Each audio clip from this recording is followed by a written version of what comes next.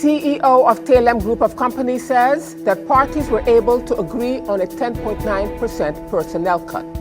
Minister of Justice says that a streamlined approach has been reached to deal with cases at the Ombudsman's office. But first up, St. Martin Book Fair officially opened on Thursday in a virtual setting. Those are the headlines for Friday, June the 5th, 2020.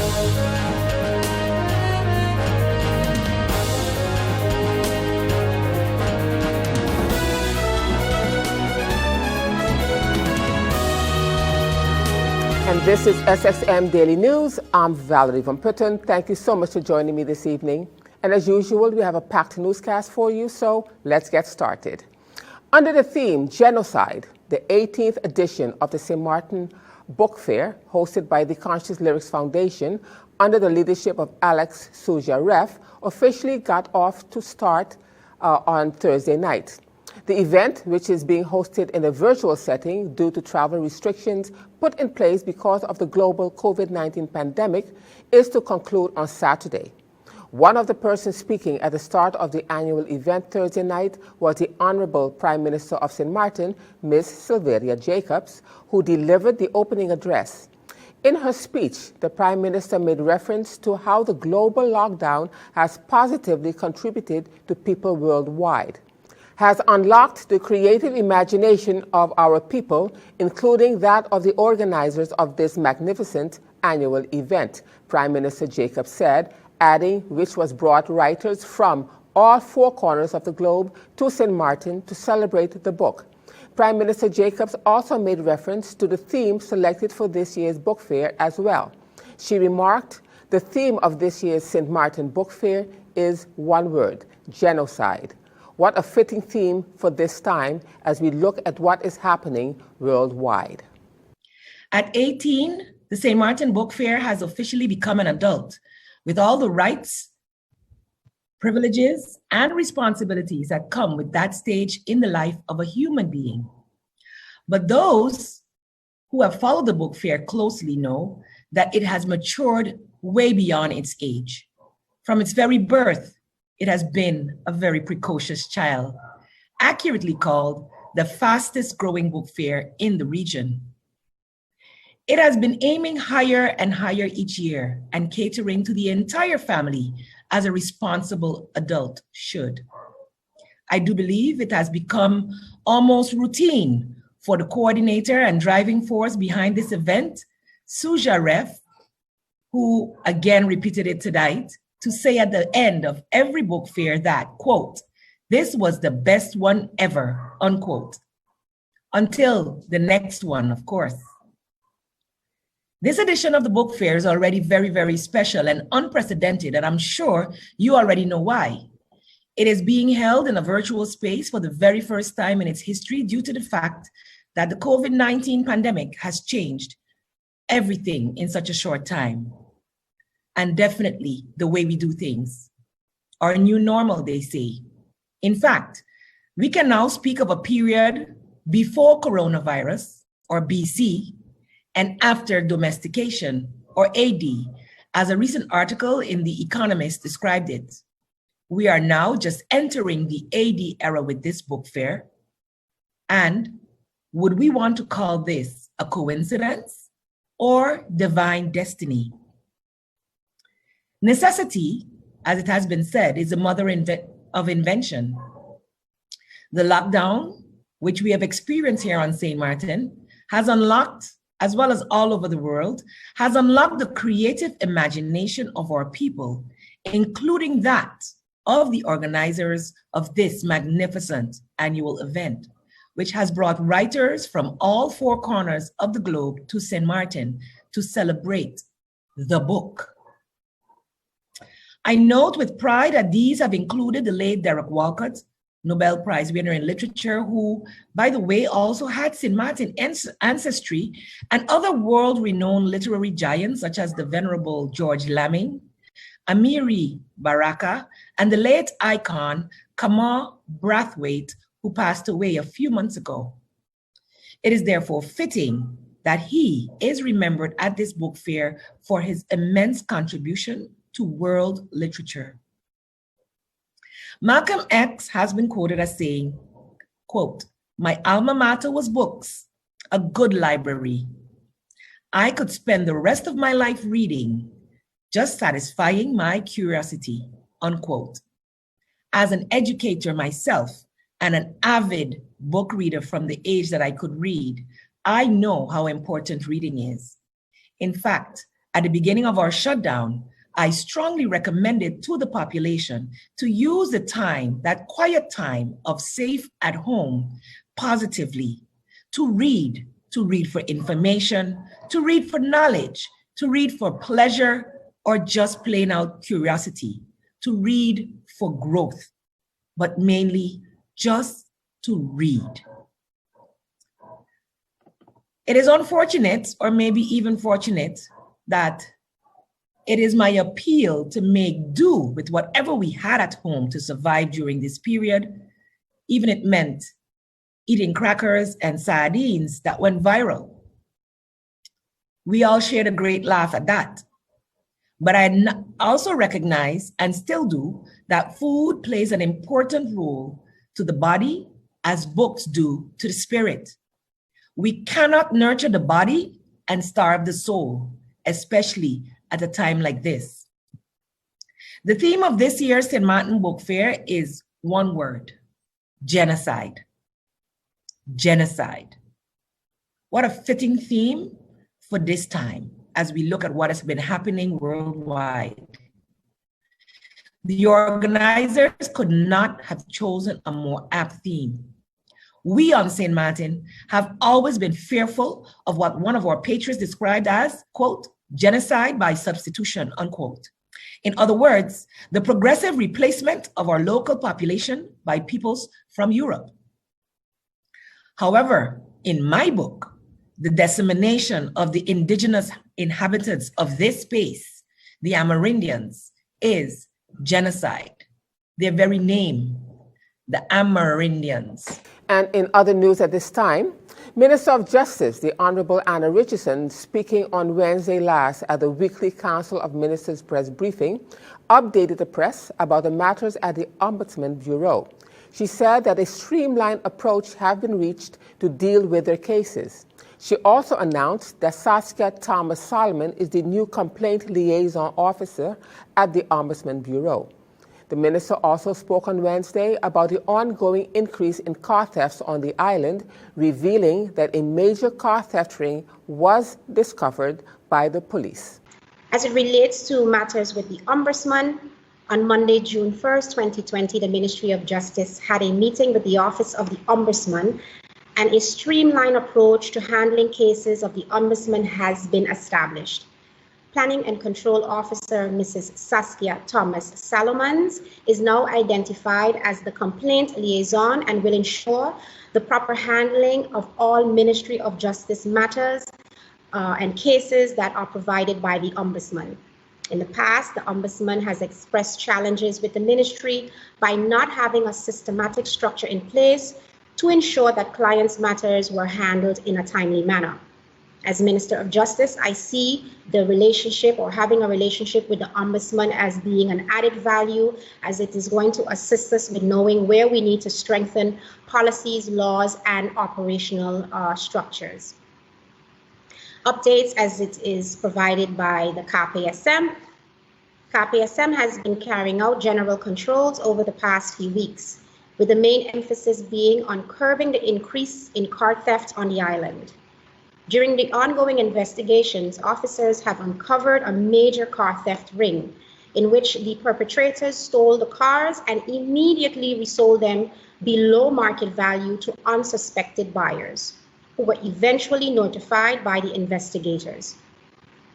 It is for this reason that the police is urging the community to follow these simple procedures to avoid purchasing vehicles, which is a criminal offense, to prevent them from becoming victims of these scenarios. When buying a used vehicle, never make a financial payment for the vehicle without first getting a detailed and signed bill of sale from the seller. The buyer should also request underlying documents that go with the vehicle that the vehicle that is being purchased. Please note that all documents that should accompany a bill of sale when acquiring a second-hand vehicle are the following: a copy of the seller's driver's license, passport, or ID, the buyer's valid driver's license to show that they are the owner, a copy of the vehicle's last insurance policy and inspection, the original bill of sale as well, if it is from the front side, and have the vehicle inspected by an authorized insurance broker or even an inspector from the inspection department. And still to come, President of the SMCU union says parties were able to agree on several areas. We'll have the details to that story and much more when SXM Daily News returns.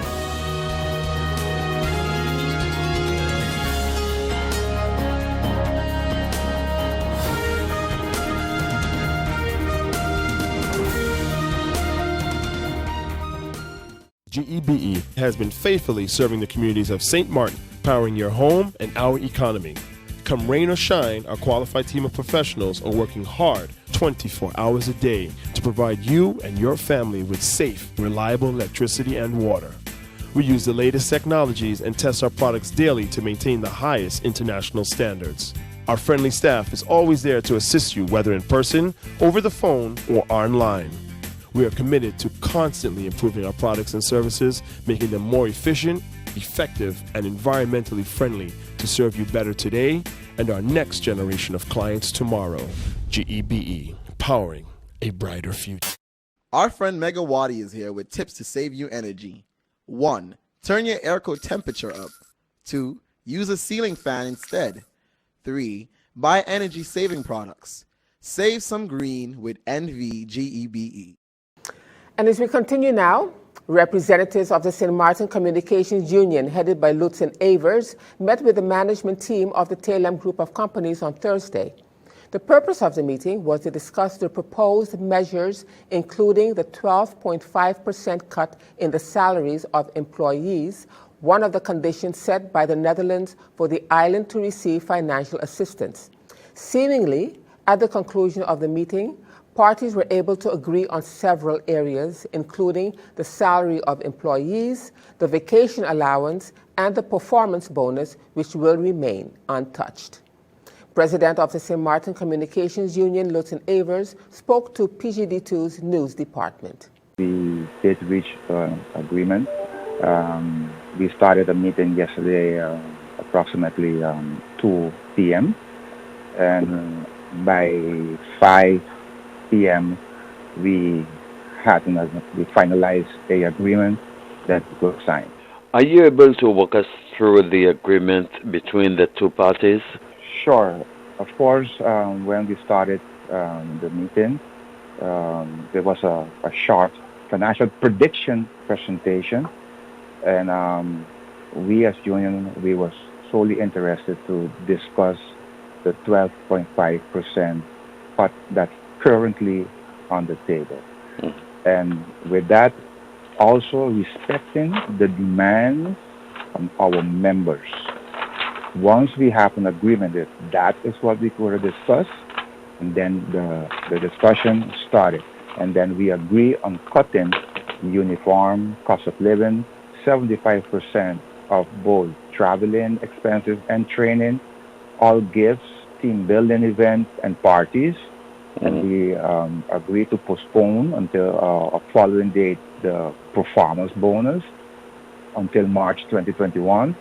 And as we learned in that meeting that in 2019 the company had a profit, that this was a surprise to us, because we are now in June 2020, and then here we have a profit in 2019. This was a real surprise to us, but nevertheless, we as the bigger person, we said, okay, this profit sharing, the payment, we can shift it to 2021 for payment, and we will come together in the ending of December in order to determine a payment date.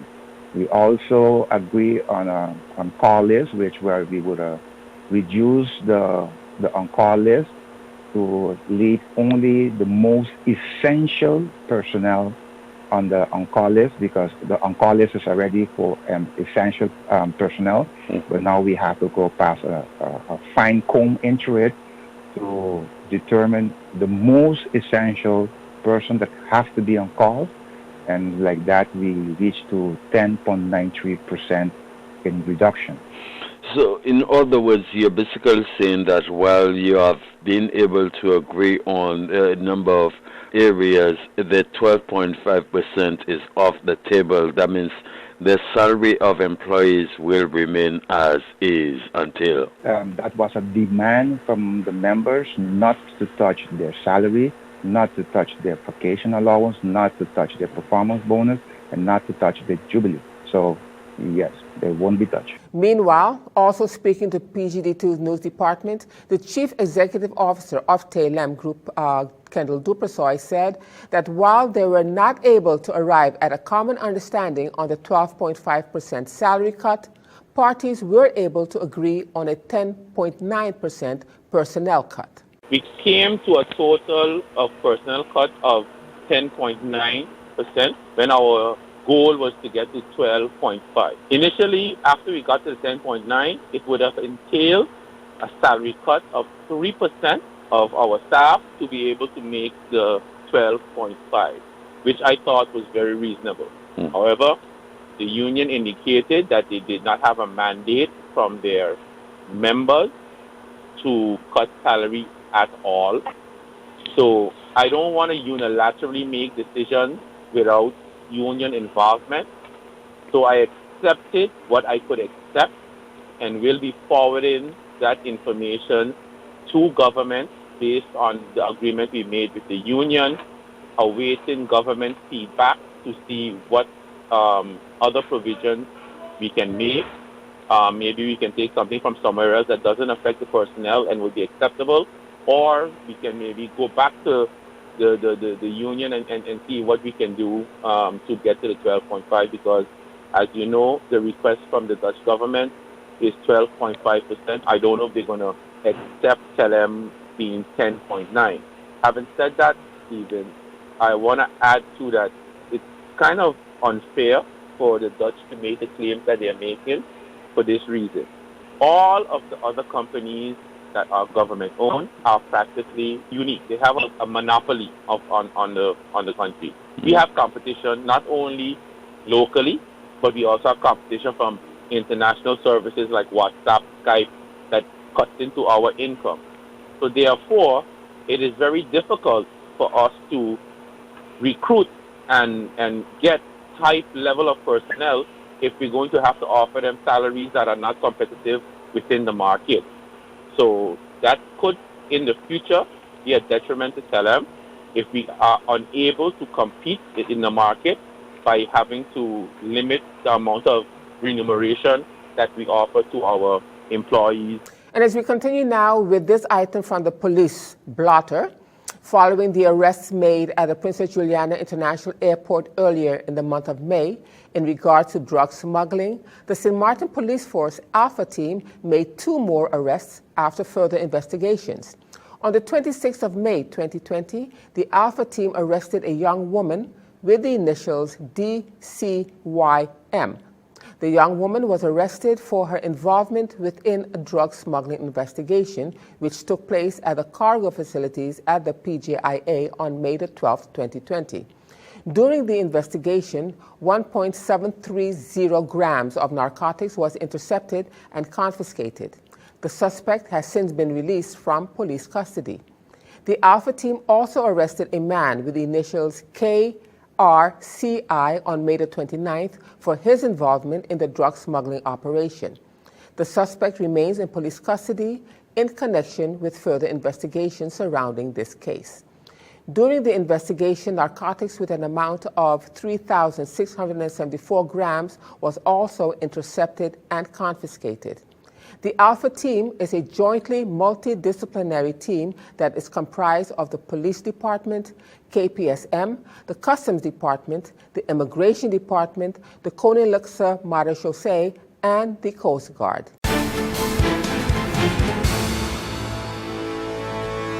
Now turning to our weather forecast for June the 5th, 2020.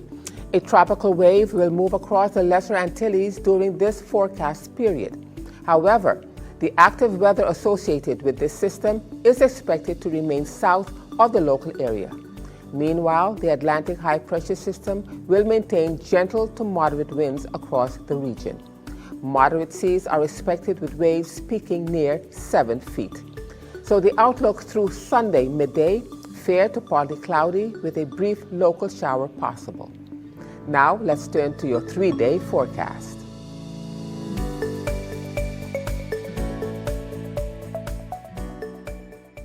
And still to come, Prime Minister responds to UD leader about the outcome of the meeting with the WICLU.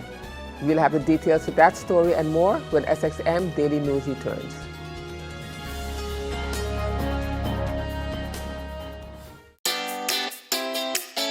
Make use of WIB mobile banking with easy access and direct usage of face recognition,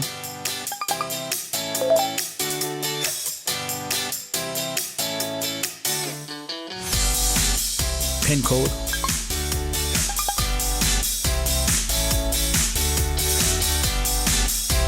or fingerprint. Download WIB mobile banking app and make your transaction from anywhere at any time. For more information, visit wib-bank.net/quick-login. And at the continuation of the plenary public session of Parliament regarding the National Ordinance revision of pension for civil servants, the House of Parliament sat in a plenary public session on Wednesday last, June the 3rd, 2020. The public meeting, which was adjourned on January the 23rd, 2020, was reconvened on Wednesday at 3 p.m. and was held in a virtual setting. Prime Minister Sylvia Jacobs, who is also Minister of General Affairs, was in attendance. The Prime Minister replied to a question posed to her by Member of Parliament Sarah Westcott Williams of the United Democrats Party regarding the outcome of the meeting with the Chamber of Labour Unions. MP Westcott Williams, where we are with the unions. That document, I will have it sent as soon as possible. It gives a little overview of a timeline of meetings recently held with the unions. Prior to the conditions from the Dutch, we held 2 meetings with the unions. They were at the time, of course, in a COVID-19 reality of virtual meetings. And both of them were held with the unions. The first one without the CCSU and the second one with the CCSU chairing, wherein we brought forth a proposal for budget cuts in order to be able to meet the needs of especially the extra burdens that have come along and seeing a reality of a minimized a quarter of our budget in terms of revenue received in the month of April. On the 20th, we had to give an answer, either take it or leave it, which, as you all know, we took it based on the fact that we would ensure that our laws were being covered, including local, international, and kingdom laws, and that was confirmed. And so therefore, Mr. Chairman, we move forward then with a new proposal to the unions, to the Member of Parliament through you, whereby we presented the new conditions, etc. And the unions, okay, I forgot to mention, had rejected that first proposal. They had several discussions with the Minister of Finance back and forth. I think he mentions that in total 4 proposals has been made in one of his updates. And in the last respect, we've met on a Friday, the 22nd. We met we sent our proposals officially in writing after the discussion on Monday, the 25th of May. After which we received a response, and the agreed upon schedule was that, so we had 3 days to bring our written proposals, and they would have 3 days to, update, as well as they meet with their members the Monday afternoon. They would have deliberations and either accept the proposals or come with a counter proposal to meet the 12.5% in personnel costs, cut personnel costs. And that would be handed in on Thursday, and we would meet again on Thursday evening. Unfortunately, for some unknown reasons, the union saw fit to rile up its members and come to the building marching with a document to hand in to DIV, which is a normal process of handing in a document as per our agreement. And our meeting was at 6 p.m. the evening, as had been pre-planned. The unions claim in the ruction downstairs in the building of government that where, of course, no proper social distancing was taking place. People were not wearing masks. And for me, it was definitely not something that could be condoned. However, the rights of people to stand for their rights can never be thwarted. And we would hope in future that at least you would do it in a way that is safe for your health and the rest of the population as well, and wouldn't infringe on other people's rights. And still to come, CARFA joins the global community to observe World Environment Day. We'll have the details to that story when SXM Daily News returns.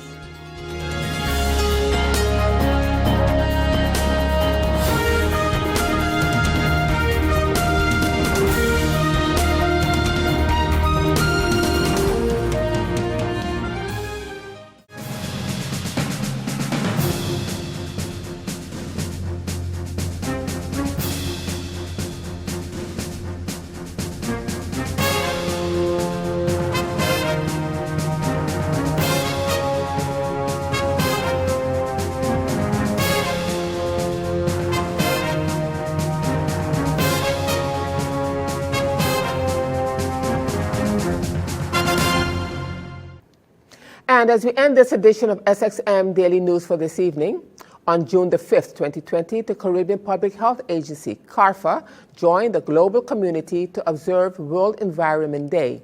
This year's theme is biodiversity, and in observance of this day, CARFA has published an e-book titled The Call to Action to Protect Biodiversity.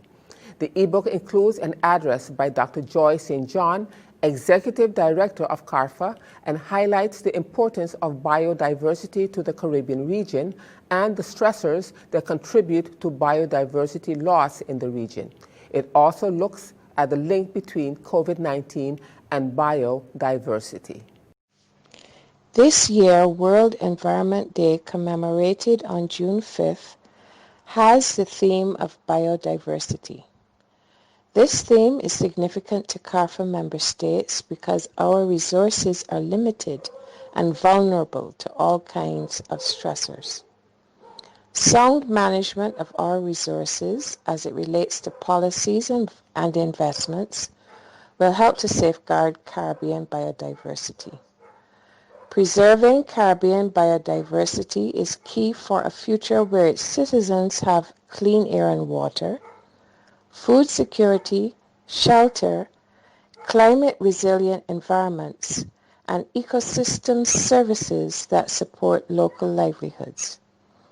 This is why for CARFA, biodiversity is an integral part of our efforts to support development. We believe that all development pathways should take into account priorities of biodiversity protection, preservation, and conservation.